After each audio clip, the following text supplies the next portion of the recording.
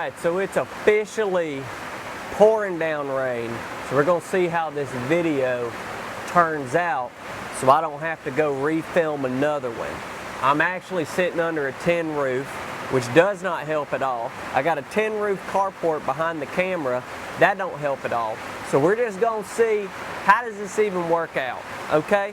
But in this video, what I want to do is I want to teach you guys how to purr on a pot call. There are not a lot of great videos to tell you how to purr. There's a lot of great videos on how it's supposed to sound like. There's not a lot of great videos on how to actually accomplish it. And it was the biggest pain in my butt trying to figure it out. I didn't have anyone helping me figure it out. I'm just sitting there in my house with my wife cussing me out because she hates the sound of these things, trying to figure out how to make a purr on a pot call. So here's what we're going to do. I'm going to walk you through step by step from the grip all the way down to the amount of pressure you want to put on it. And what's going to happen is you're going to try it and you're going to fail. But you're going to have the basics of how to make it happen, and you're just going to keep practicing, keep practicing, keep practicing until your wife cusses you out and you eventually get the purr down on this call. The purr is a really fun thing. Once you get it down, you feel like you're the dadgum master of all this stuff because it probably took you so long to figure out how to do it like it did me. If you're a genius and you figured it out your first time, good for you. I'm so proud of you, but this is for all you normal people out there that it took you forever to figure this out. Here I am using a McKenzie pot call. This one is the Churchill. It's a solid cherry glass soundboard, or a slate soundboard with a glass surface, and we're using a little striker here, and this striker's got a maple top and a hickory striker. So a hickory little dowel rod in there. So that's what we're using on the Churchill pot call. When you want to do this, your typical little yelp, you're going to use,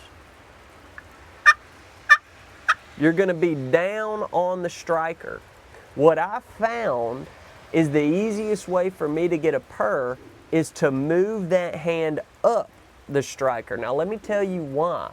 For some reason, when your hand's down, you're not getting as many. What you want to do is you want to get a jump on it.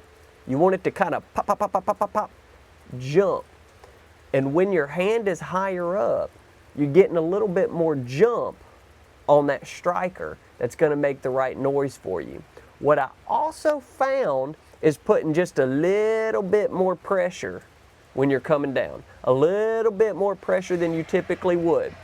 Same hand stance where you have the middle finger cradling it, your thumb putting some pressure down.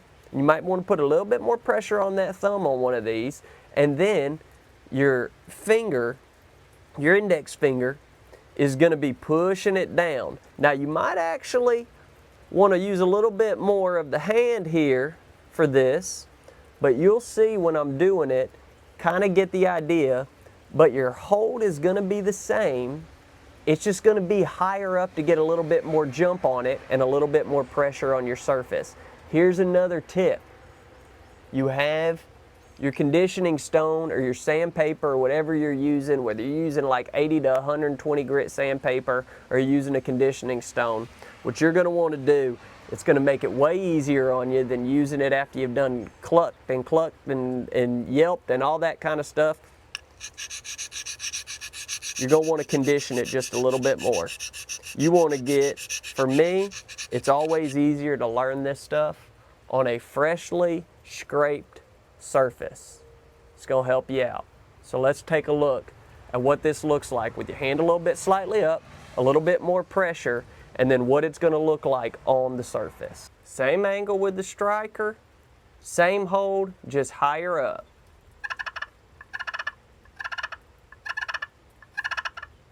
And that's how you purr. So that is how you purr on a pot call. If you're interested in picking up your own, go to McKenzieOutdoors.com. That's McKenzie outdoors.com and pick up your pot call today. We have the Churchill, which is solid cherry, and we have the Vincent, which is solid walnut.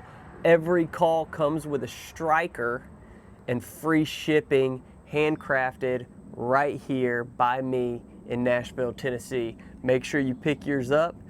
Make sure you subscribe to the video. Thanks.